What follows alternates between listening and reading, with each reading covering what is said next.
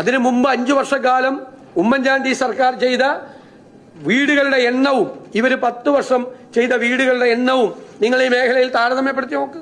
കണക്കുണ്ടല്ലോ, അസംബ്ലിയിൽ തന്നെ കണക്കുണ്ടല്ലോ. കഴിഞ്ഞ സർക്കാരിന്റെ കാലത്തെ അവസാന നിയമസഭാ സമ്മേളനത്തിൽ 2016 ഫെബ്രുവരി 24-ന് നക്ഷത്ര ചിഹ്നമിടാത്ത ചോദ്യം 3204 മുഖ്യമന്ത്രിയോട് കോടിയേരി ബാലകൃഷ്ണൻ ഒരു ചോദ്യം ചോദിച്ചിരുന്നു.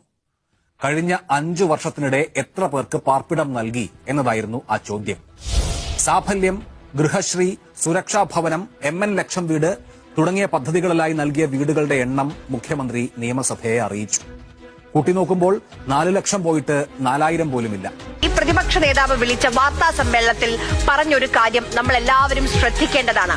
2 പിണറായി സർക്കാരുകൾ ആകെ നിർമ്മിച്ചു നൽകിയത് വെറും 4,60,000 വീടുകൾ എന്നാണ് പ്രതിപക്ഷ നേതാവ് പറഞ്ഞത്. 10 കൊല്ലം കൊണ്ട് ഇവരെ ആകെ പണിതത് 4,60,000 വീടാണ്.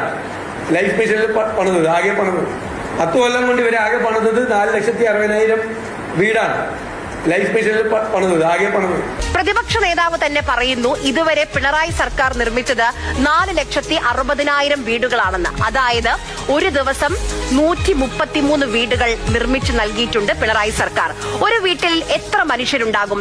അച്ഛനും അമ്മയും കുഞ്ഞും മാത്രമുള്ള കുടുംബം തന്നെ നോക്കിയാൽ 400 മനുഷ്യരാണ്. ഇനി മുത്തശ്ശനും മുത്തശ്ശിയുമുള്ള കുടുംബമാണെങ്കിലോ, അതായത് ഒരു ദിവസം 500 പേർക്കെങ്കിലും സ്വന്തമായ കിടപ്പാടം എന്ന സ്വപ്നം യാഥാർത്ഥ്യമാവുകയാണ് നമ്മുടെ കേരളത്തിൽ. സംസ്ഥാന സർക്കാരിന്റെ അഭിമാന പദ്ധതിയാണ് ലൈഫ്. ഈ ലൈഫ് പദ്ധതി പ്രകാരം 4 ലക്ഷം രൂപയാണ് ഒരു ഗുണഭോക്താവിന് കൊടുക്കുന്നത്. പട്ടികവർഗ സങ്കേതങ്ങളിൽ കൊടുക്കുന്നത് 6 ലക്ഷം രൂപയാണ്. മാത്രമല്ല, അതിദരിദ്ര പട്ടികയിൽപ്പെട്ട ഭവനരഹിതരും വീടില്ലാത്തവരുമായിട്ടുള്ളവർക്ക് വീടും സ്ഥലവും വാങ്ങുന്നതിന് 6 ലക്ഷം കൊടുക്കാനും ഇപ്പോൾ തീരുമാനമെടുത്തിട്ടുണ്ട്. 5,95,536 ഗുണഭോക്താക്കളിൽ 4,62,412 ഗുണഭോക്താക്കളുടെ ഭവന നിർമ്മാണം പൂർത്തിയാക്കി കഴിഞ്ഞു. സർ, നേരത്തെ വീടില്ലാതെ ആകാശത്തേക്ക് നോക്കിയിരുന്ന 4,62,412 കുടുംബങ്ങൾക്ക് അവരുടെ മുകളിൽ ഒരു മേൽക്കൂരയുണ്ട്. അടച്ചുറപ്പുള്ള ഒരു വീടിന്റെ സുരക്ഷയിലാണ് അവരിന്ന് കഴിയുന്നത്. സർ, 1,33,124 വീടുകളുടെ നിർമ്മാണം വിവിധ ഘട്ടങ്ങളിൽ പുരോഗമിച്ചുകൊണ്ടിരിക്കുകയാണ്. ഈ സർക്കാരിന്റെ കാലാവധി കഴിയുമ്പോഴേക്കും 6 ലക്ഷത്തിലധികം ആളുകൾക്ക് സ്വന്തമായിട്ട് വീടുണ്ടായിരിക്കും എന്ന് ലൈഫ് പദ്ധതി ഉറപ്പാക്കുന്നുണ്ട്.